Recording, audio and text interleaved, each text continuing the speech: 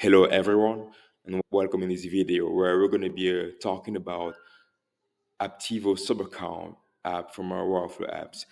This tool is going to help you automate actions directly from your workflow app for your Apptivo account. So how do we set it up? Inside your subaccount, you go at the app marketplace. You search for Apptivo subaccount, install, allow and install.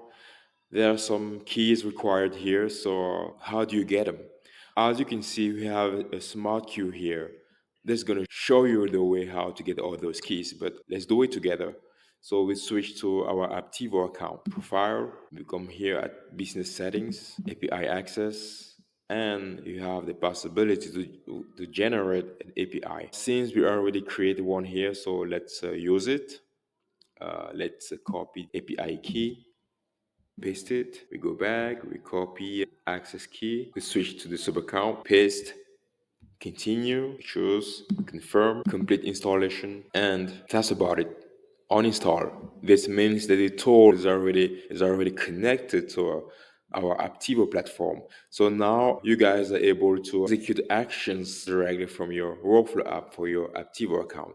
This is beautiful, guys. So if you ever have any question, feel free to reach out. Our support team was very dedicated and available 24/7.